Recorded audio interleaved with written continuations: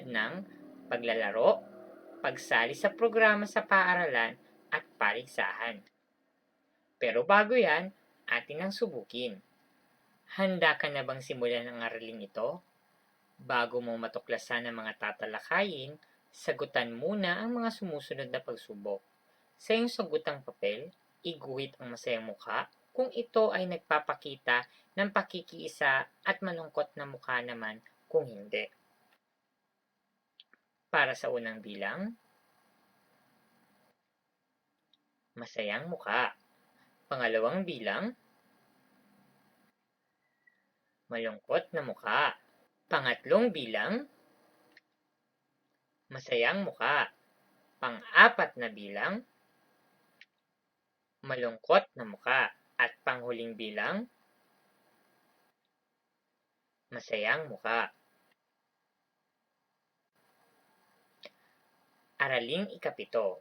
Ang batang masigla, naglalaro at nakikisalamuha. Bakit nga ba ang batang tulad mo ay kailangan nakikisalamuha at nakikiisa? Sabi ng eksperto,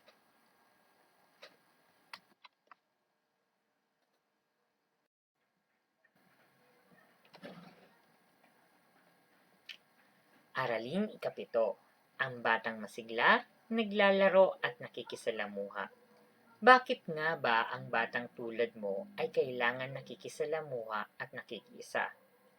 Sabi ng mga eksperto, ang pagsali sa laro at sa mga paligsahan ay nagpapalakas ng loob ng mga batang tulad mo at nagbibigay ng kasiyahan sa pagharap sa mga tao.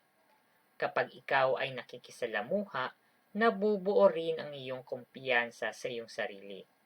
Dahil naibabahagi mo sa iyong mga kalaro at kaibigan ang iyong damdamin at gayon na din sila sa iyo. Nakakaramdam kayo ng kapanatagan sa isa't isa. Pero bago tayo magsimula sa ating talakayan, balikan muna natin ang ating pinag-aralan noong nakaraang linggo. Naaalala mo pa ba ang iyong nakaraang aralin? Halika at ating balikan. Kulayan ng bughaw ang muka kung ito ay nagpapakita ng pagmamalasakit sa mga kasapi ng pangkat etniko at itim naman kung hindi. Gawin ito sa iyong sagutang papel. Una, binibili ng tendera sa palengke sa tamang halaga ang mga aning gulay at prutas na mga katutubong aita.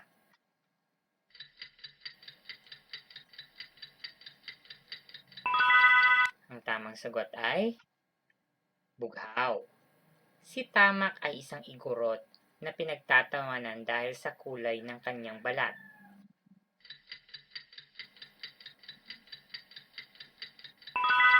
Ang tamang sagot ay itim. Nagbigay ng rasyon ng pagkain ang magkakaibigan sa mga bagong lipat nilang kapitbahay na mga igorot bilang tanda ng mga pagtanggap nila sa mga ito.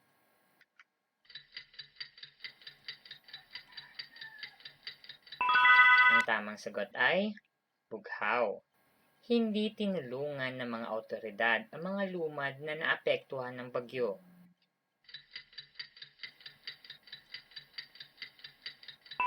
Ang tamang sagot ay itim.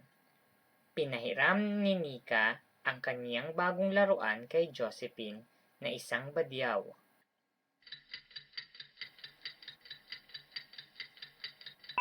Ang tamang sagot ay bughaw. Nasagutan mo ba ang iyong gawain? Magaling! Tara na at alamin natin ang bagong aralin. Mahilig ka rin bang maglaro o makipaglaro?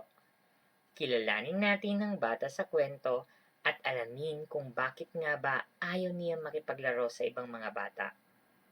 Basahin ang kwento sa harapan ng iyong mga magulang o iba pang kasama sa bahay.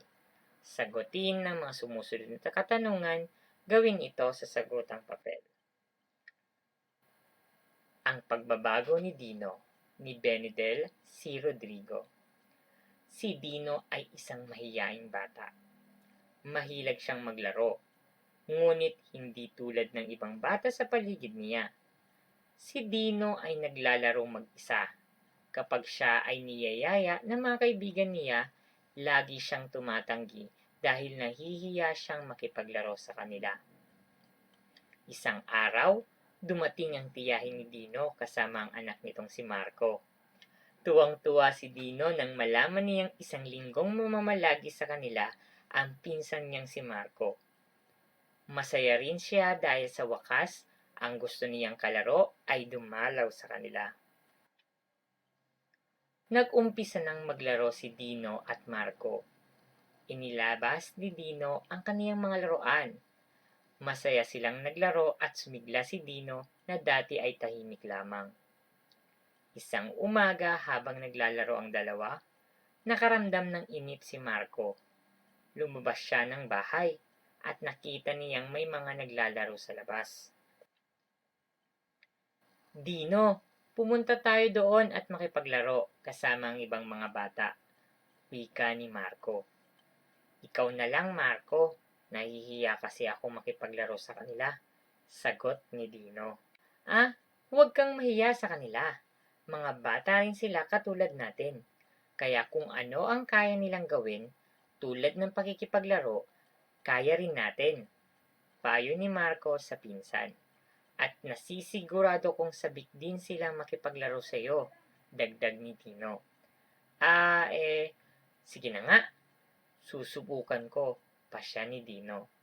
Masayang-masayang nakipaglaro si Dino. Simula noon ay nagbago na siya. Nakihalubilos na siya sa kaniyang mga kaibigan. Kahit na umuwi na si Marco sa kanila, patuloy pa rin ang pakikisalamuhan ni Dino sa pamamagitan ng paglalaro at iba pang mga gawain kasama ang ibang bata. Sagutin ang mga sumusunod na tanong. Isulat ito sa inyong kwaderno. Para sa unang bilang, sino-sino ang mga tauhan sa kwento? Pangalawa, bakit masaya si Dino nang dumating ang kaniyang pinsan? Pangatlo, bakit tumanggi si Dino nang yayain siya ni Marco na makipaglaro sa ibang bata? Pang-apat, ano ang ibinigay na payo ni Marco sa pinsang si Dino? At panghuli, paano nabago si Dino?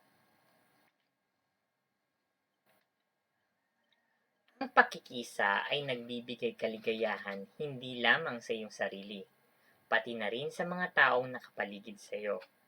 Nagbibigay ito ng positibong kaugalian na maaari nating maipakita sa iba.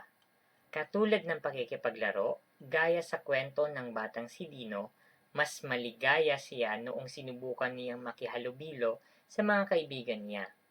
Ang batang aktibo sa mga gawaing pampaaralan ay maraming bagay na natututunan sa pamamagitan ng pakikilahok at pakikisa sa iba't ibang programa, gawain o palatuntunan.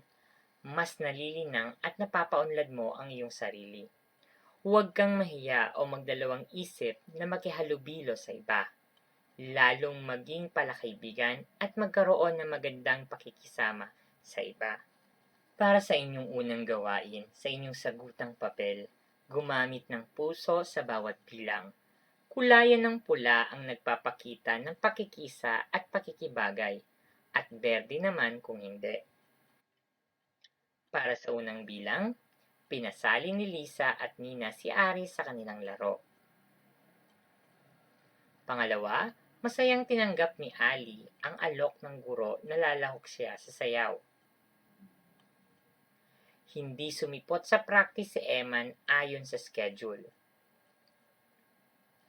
Natalo sa laro, ngunit masaya pa rin tinanggap ito. Nagalit sa kalabang nanalo sa patimpalak. Para sa inyong ikalawang gawain, sa inyong sagutang papel, iguhit ang bituin kung ito ay nagpapakita ng pakikiisa o pakikibagay. Buwan naman kung hindi. Para sa unang bilang, sumali sa takbuhan si Miko kahit alam niyang magagaling ang kaniyang mga kalaban. Pangalawa, nagpapalit si Linda sa sayaw dahil sa tingin niya ay hindi siya makasunod. Pangatlo, napilitang sumali si Ben sa parada para sa buwan ng wika upang hindi mapagalitan ng guro. Pang-apat, sumali agad si Rosa sa patimpalak sa paaralan. At panghuli, hindi pinansin ni Len ang isang kaklase habang sila ay masayang naglalaro. Atin ang isa-isip.